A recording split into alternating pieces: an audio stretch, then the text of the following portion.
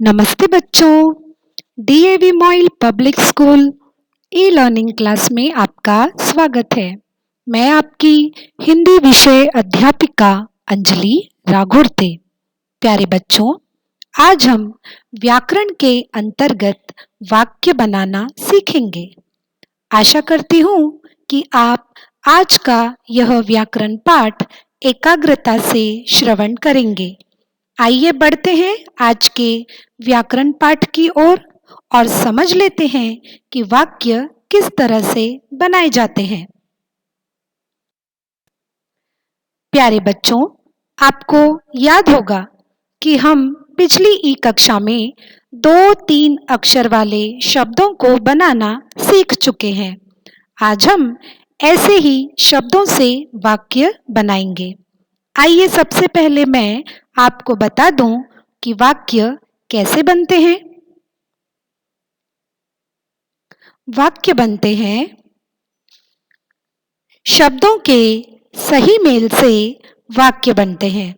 समझा ना?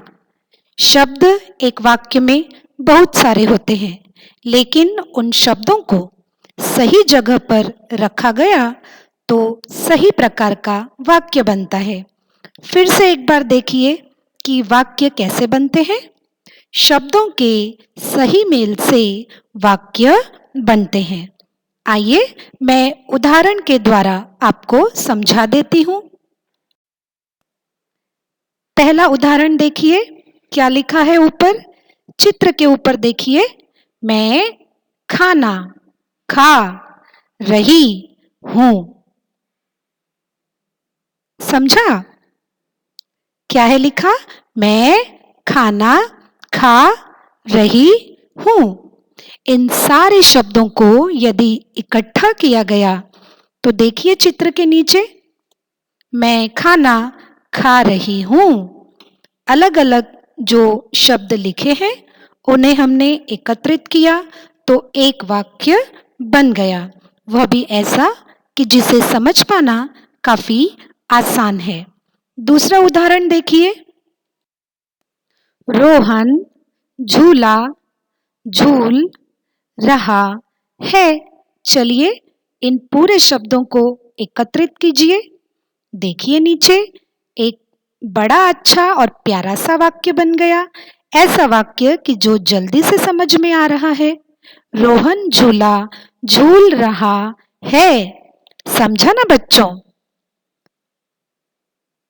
देखिए, वाक्य बनाते समय शब्दों का क्रम यदि सही हो तो उसका अर्थ ग्रहण भी जल्दी हो जाता है। आइए कुछ उदाहरणों के द्वारा ये मैं आपको समझा देती हूँ। वाक्य बनाते समय शब्दों का क्रम, जैसा कि मैंने अभी कहा कि शब्दों का क्रम यदि सही हो तो वाक्य भी सही बनेगा, जैसा कि इस उदाहरण में दिया हुआ है।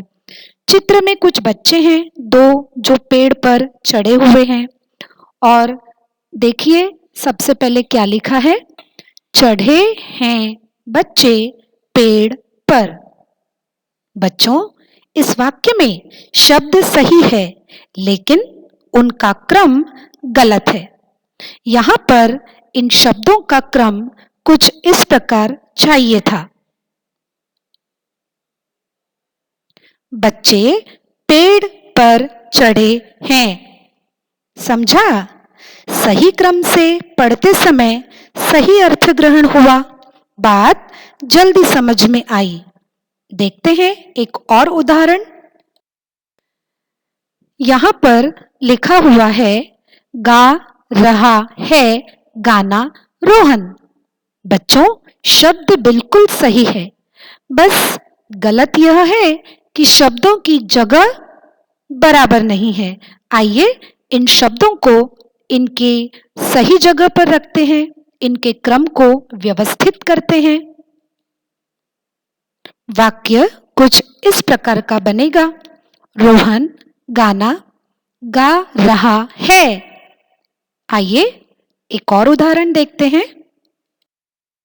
चलिए बताइए ये वाक्य सही है या गलत? हंस रही है सीमा। गलत। क्यों गलत है यह वाक्य? क्योंकि यहाँ पर जो शब्दों का क्रम है वह सही नहीं है। तो बताइए शब्दों का सही क्रम क्या है?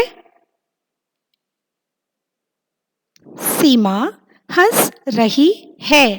समझा ना बच्चों आपको? आइए एक और उदाहरण देखते हैं। पंछी रहे हैं उड़। गलत है यह भी। क्या सही होगा शब्दों का क्रम? पंछी उड़ रहे हैं। समझ में आया बच्चों कि वाक्य बनाते समय शब्दों का क्रम यदि सही हो तो उस वाक्य को पढ़ने में भी आनंद आता है और उसका अर्थ ग्रहण भी आसानी से हो जाता है। आइए कुछ अन्य उदाहरण देखते हैं। पढ़िए तो जरा इसे। हो रही है वर्षा। आपके बाएं ओर जितने भी वाक्य हैं उनमें शब्दों का क्रम सही नहीं है और आपके दाईं ओर जितने भी वाक्य हैं वहां पर मैंने सही क्रम वाले शब्दों को सही क्रम में लिखा है। वह वाक्य एकदम बराबर है। तो पढ़ो, पहले काले अक्षरों वाले वाक्यों को पढ़ो, फिर लाल अक्षरों वाले वाक्यों को पढ़ेंगे।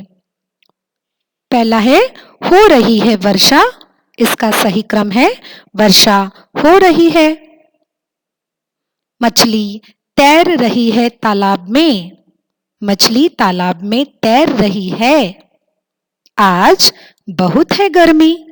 आज बहुत गर्मी है। मैं स्कूल जा रहा हूँ। मैं स्कूल रहा हूँ जा।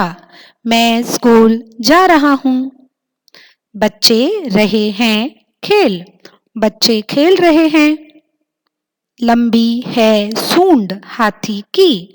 हाथी की सूंड लंबी है। समझा ना बच्चों?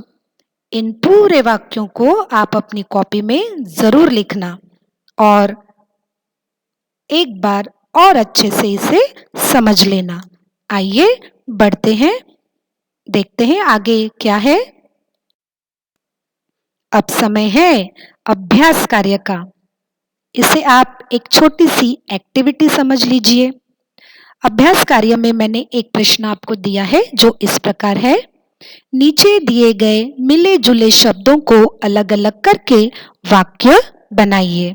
देखिए यहाँ पर कोष्ठक में कुछ शब्द मैंने दिए हैं और एक उदाहरण भी मैंने हल कर लिया है।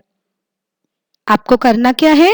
इन शब्दों में से कुछ शब्दों को उठाकर वाक्य के रूप में परिवर्तित करना है, जैसा कि लाल अक्षरों में मैंने यहाँ पर दिखा दिया है।